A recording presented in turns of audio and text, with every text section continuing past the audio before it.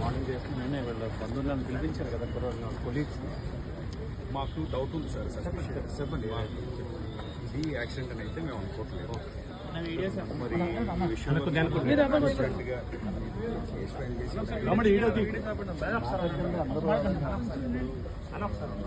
Case filing దగ్గర నుంచి this is the demand from our Christian community. He is not a small man.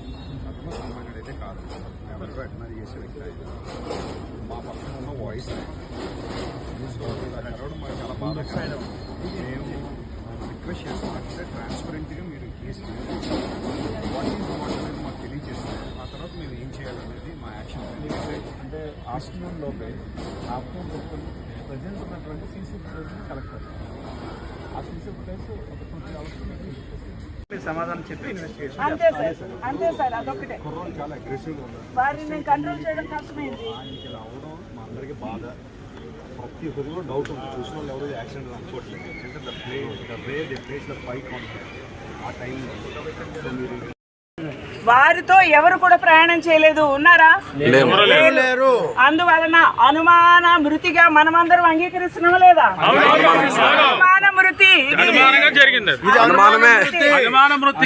అందువలన దీనిని respected police department వారు తగిన చర్యలు లీగల్గా తీసుకొని సత్వరమే దానికి సంబంధించిన ఇంక్వెస్ట్ శవ పంచాయతీలు జరిగించి ఆ యొక్క స్పాట్ లో ఏం జరిగిందో కూడా ఖచ్చితంగా నిర్ధారణ చేసుకొని తగిన సమయంలో ఇంక్వెస్ట్ కంప్లీట్ చేసి పోస్ట్ మార్టము వారి రక్త సంబంధుల మధ్య వారి యొక్క ధృవపరిచిన తర్వాత మా రక్త సంబంధి నా భర్త లేకపోతే నా కుమారుడు అని వారు చెప్పిన తర్వాతనే పిఎం చేయవలసిందిగా సవినయంగా పోలీస్ డిపార్ట్మెంట్ వారిని మనవి చేస్తున్నాను.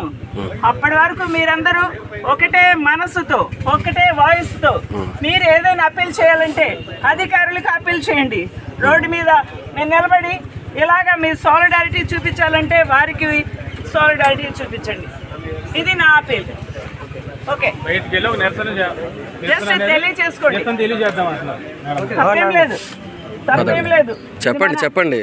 అది కావాలని చేసింది సార్. అది మనకు